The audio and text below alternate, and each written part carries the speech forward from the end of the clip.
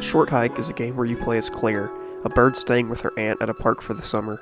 Claire is anticipating an important phone call, but there is no cell service in the park, except for at the peak of the park's highest mountain. In order to receive the call, Claire must take a short hike to the peak.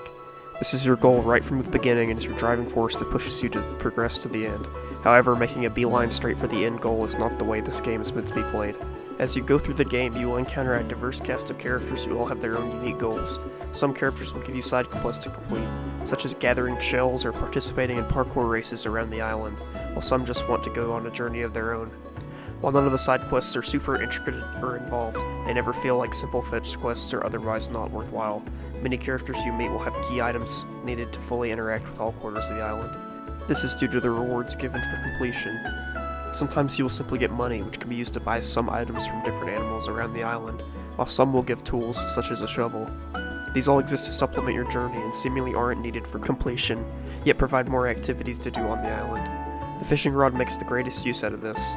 After catching a few fish, you will obtain a fishing journal, which lists all the base fish in the game and the ideal locations to catch them.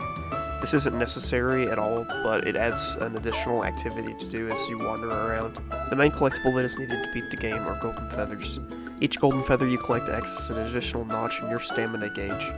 This measures how long you can climb and run, as well as the amount of jumps you have. In addition to climbing, jumping, and running, a glide mechanic is also in the game, which thankfully isn't restricted by the stamina meter. Some quests in the beginning area won't be completed until you have made it quite high up in the mountain. No gliding stamina makes a trip down to the seaside a calm, scenic journey instead of a stressful attempt at conserving your stamina so you can get to where you want to land. The island is host to a variety of different areas to explore, from the beachside campground up to the grainy grave sites, all the way to the snowy mountaintop. Each area has its own unique quests and collectibles. To celebrate the release on Switch, an additional area and quest was added to the game involving boating. For a small fee, you can rent a boat that allows you to more easily explore the few smaller islands scattered around the park. While not essential, driving around in the boat was more fun than swimming. The quest added with the boat also was really nice, and probably was the longest in the game. I don't want to get into too many specific moments in the game, as I think that what made it good was the sense of discovery. While the game wouldn't be ruined by knowing specifics, it would detract from the overall experience, knowing too much about the game. That being said, in my playthrough I did look at a guide a few times in order to make sure I wasn't going to miss any of the quests in the game, because I was enjoying it that much.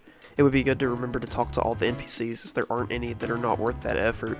If you play the game as I did, I 100%ed it. You will have much more content than the generally accepted 2 hours. I would assume I put around 6 hours in the game and I did everything there was to do. While the world, characters, and gameplay were all a big part of why I enjoyed this game so much, the art and music also played a huge part. The art direction in this game is super unique, with it being a fully 3D game, yet presented in a low resolution. This makes the game look almost like a modern DS game. If you're put off by this style, there is a cheat code available that will change the game to be in a higher resolution. Yet I never activated this because I really like the art style, and the game was meant to be played in this lower resolution. The music in this game was similarly great. Each area of the park had its own unique theme, which would fade in whenever you entered a new area. Each area's theme fit really well for where it was located, with the starting areas having a more chill and laid-back track, and the later areas higher on the peaks beginning to sound more epic in scale, due to your journey finally coming to an end. Even actions such as gliding and driving the boat had their own themes. I feel like this probably was the same way for the gliding, but the boat theme, the faster you went on the boat, the theme would ramp up and get louder. I thought that was a real neat touch. While not on such a massive scale, I think this game could be compared pretty well to Breath of the Wild due to how free they are. In both games, you start off with a simple objective, which you can go straight to and complete pretty quickly if you want. However, both games really excel due to their traversal methods and the world and things to do in that world. Just moving around is fun, and you know no matter where you go, you're going to find something cool that made it worth it to keep on going. If any of this sounds interesting to you, I highly recommend picking this game up. It's fairly cheap and is available on PC and Switch. I played on PC, but I would imagine everything I said in this review applies to the Switch version as well. If you're looking for a chill game that you could reasonably complete in a day, I don't think there's a better candidate than A Short Hike. Thank you for watching. If you enjoyed this, you should share it with some people, or give it a like or a comment. That'd be pretty cool. Also, you should subscribe or something, because I might make some more videos. Probably. I don't really have anything better to do.